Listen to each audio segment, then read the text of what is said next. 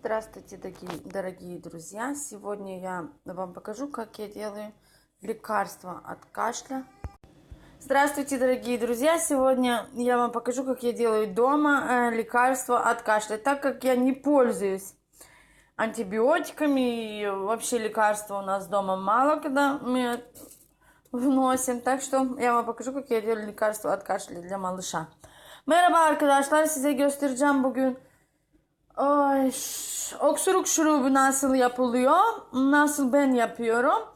Benim çocuğum şu anda bir yaş 3 aylık, yani geçti 4. aya girdik. Ben hiç ilaç aşı kullanmadığım için şöyle öksürük şurubu yapıyorum. %100 de doğal. Antibiyotik falan biz onu da kullanmadık için göstereceğim size nasıl yapıyorum. Aldım 3 tane bir elma, bir soğan, bir patates. Çok güzel yıkadım onları. 1,5 litre su doldurdum bu tencereye, küçük tencereye böyle. Kaynatacağım onu. Ne kadar kaynatacağım onu da takip edeceğim. Öyle size anlatacağım. Я взяла одну луковицу, одно яблоко и картошку. Все это я хорошо помыла. Залила 1,5 литра воды и сейчас поставлю его кипятить. И сколько я буду кипятить, я засеку. И покажу, сколько воды у нас останется. Из 1,5 литра воды я смерю примерно. И сколько времени я буду кипятить, я тоже вам скажу. Neyse, tencereye ocağa koyuyoruz.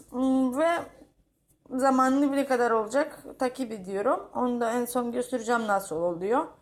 Bu ilacı her zaman yaptığım ilacı. Şu anda biraz öksürmeye başladı çocuğum. Dedim hemen yapayım onu. Это лекарство у всех может найти дома яблоко и лук и картошку, я так думаю. И вы знаете, нам помогает это лекарство от кашля. Ну, ставим сейчас на газ, и я буду засекать, сколько времени я буду его кипеть. Доведем до кипения и будем кипятить, и кипятить, кипятить, чтобы половина воды примерно uшло. Soğanımız kaynadı. Luk у нас zakipel. Sadece soğan değil tabii ki elma da patates. O kaynamış. Ateşini biraz kıstım. Şöyle lokur lokur kaynıyor. Вот так вот, чтобы кипело. Я дала меньше газ. Оставляем, чтобы оно кипело. Bırakıyoruz kaynamaya.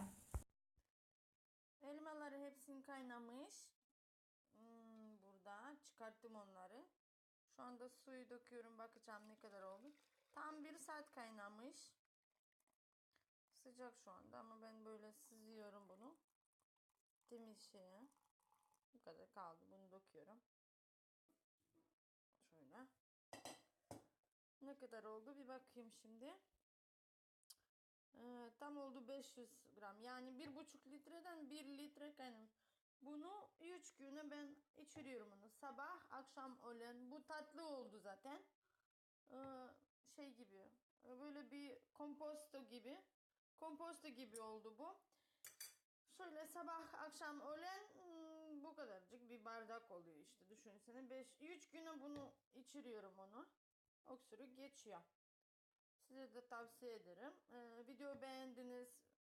Lütfen parmağı yukarı. Kanalımıza abone de olabilirsiniz. İzlediğiniz için çok teşekkür ediyorum. Вот так вот я вытягиваю картошечку, и все это у меня творилось. Я вылила его специально, чтобы посмотреть, сколько грамм у меня. У меня получилось 50 грамм из 1,5 литра воды. Оно кипело у меня час. Вот это вот я ребенку где-то на 3 дня выпивает. Он получается как компот. Сладенький. Я сама пью его тоже.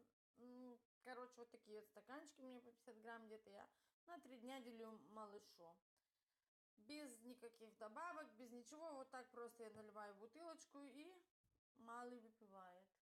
Если вам понравилось видео, ставьте пальчики вверх, подписывайтесь на мой канал. Спасибо большое за просмотр. И всем выздоравливайте.